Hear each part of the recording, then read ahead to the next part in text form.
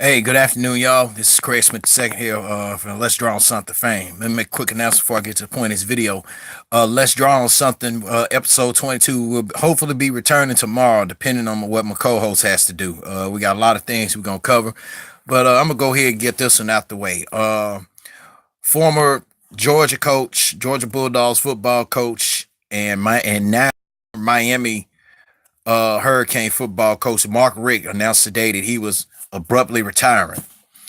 It's been a lot of been a lot of discontent and a piss more like a pissed off fan base and let alone admin base on both ends as far as this goes. After the Hurricanes got blown out again by Wisconsin 2 years in a row in a bowl game, a lot of people been questioning if Mark you know whether if Mark Rick still got it.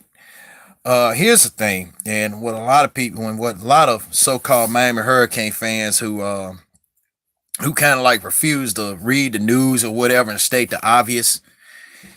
Rick was following the footsteps of his predecessor Bobby Bowden. Okay, give you a little quick little history. Bobby Bowden was the one that told when Mark Rick was the offensive coordinator.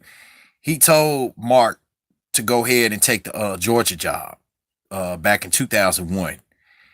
And since then, Rick had, when he was at Georgia, Rick had a whole lot of success. He had successful win seasons. I think he had a couple of cups of coffee, a couple of cups of coffee as far as 12 wins go, or 13 or something like that. But you know, Georgia fans was kind of pissed off with him because he didn't want to get with change on a lot of stuff.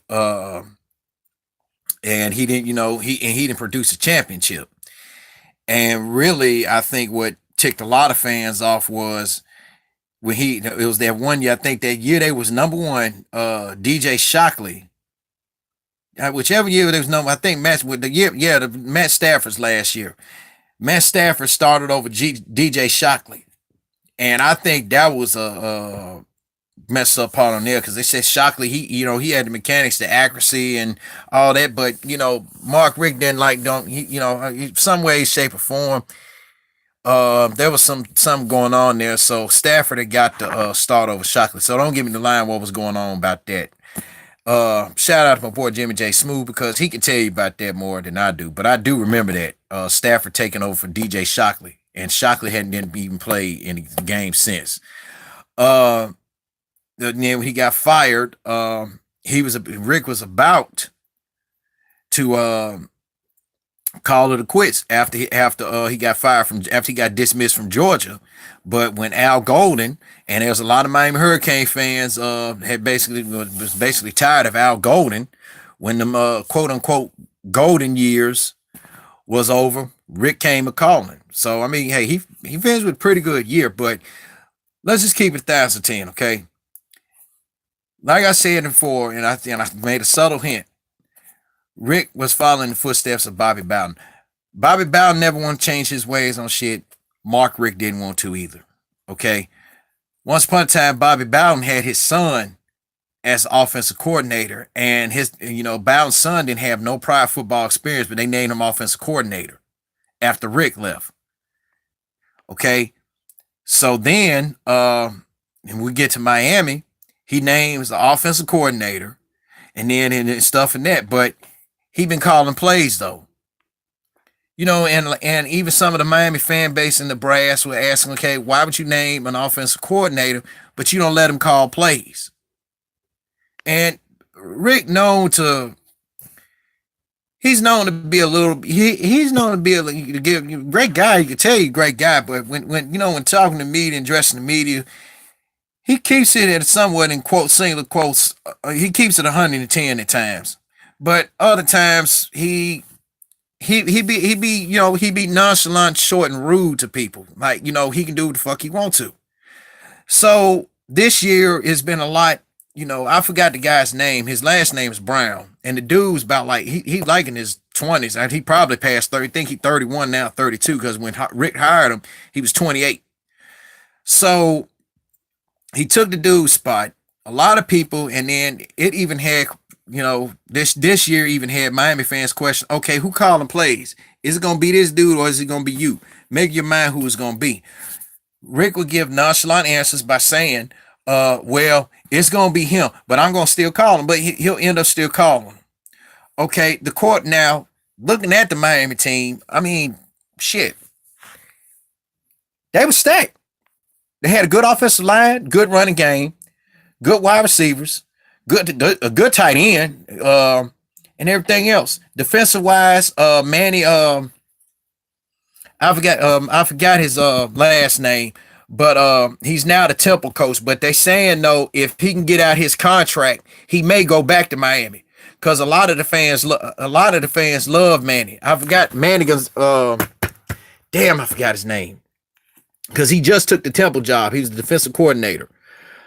But a lot of the Miami fans everybody in Miami liked him, whether the brass, the fans, and they said that Manny he's more he has his boundary set when you're approaching him, like if he gotta if he's sitting at dinner table eating, don't bother him.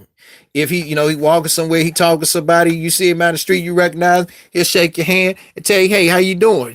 Simple as that. They say man is more media friendly and people person, and Manny keeps it real. Okay, so they're saying he may be the if he can get out his Temple contract, he may be the new coach. He may be the Miami coach because that's who the Miami fans, the players, and everybody want. But back to this Rick situation, he basically was asked, "Look, either you change your ways or go." In a sense, so when he refused not to change his ways, let's just be real. He quit because they were getting ready to fire him. All right. If I'm told, hey, I need to change my way, hey, I need to do something. I mean, granted, Rick can produce some good talent. I mean, like look at George. I mean, I think they went to under him. They went to two or three SEC championship games. 2 or 3 SEC, if I ain't mistaken. But some of them teams, though, man, could have at least contended for the national title. This is before Saban dominated. Excuse me. This is before Saban dominated it started basically not just the SEC. Before he started taking over, before he started having the iron and gripping the throat of the entire college football. Rick had some good teams on Georgia that could have won the national title. And he even had some NFL level talent teams that could have played better than than the records indicated. This Miami team played better, had times can play better. And you notice why I left out a position from the Miami team, because his quarterback issue is shaky. Because the Riser dude, he's garbage. Let's just be real. Riser's garbage. And sometimes, or let alone I'll do one better. Riser to Mark Richt is a household name for his offense, but so is garbage, and it stinks too.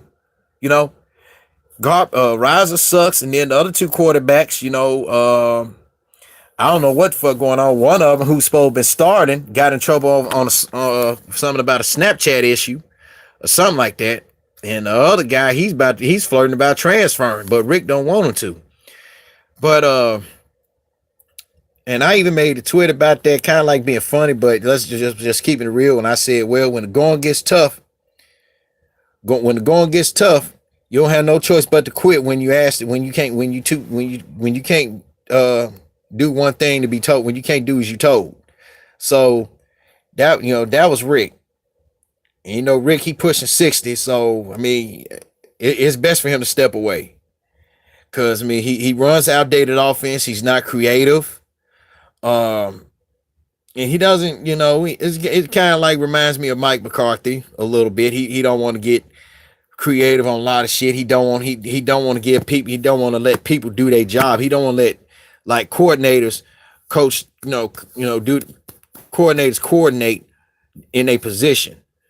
So like I said, it's kind of like a sad situation.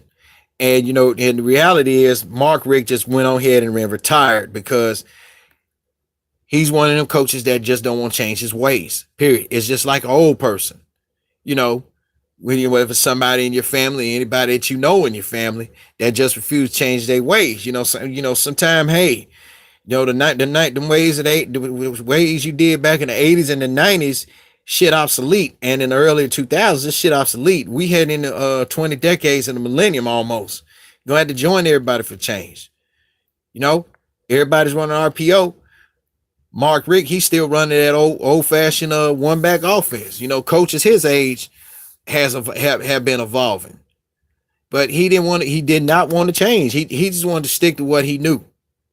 And at times when you stick to what you know, whether it's not just a football, whether in life, whether you want to, at your job or whatever, man, you're gonna be stuck. You're gonna be so far behind, and by the time you catch up to what people are doing today, they've been and went on to something else.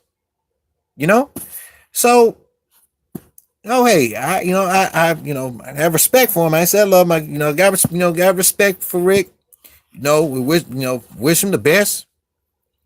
Because let's face it, I think really when he was offensive coordinator, I think the finest other quarterback he ever produced, the two best quarterbacks he had were Charlie Ward, Danny Cannell.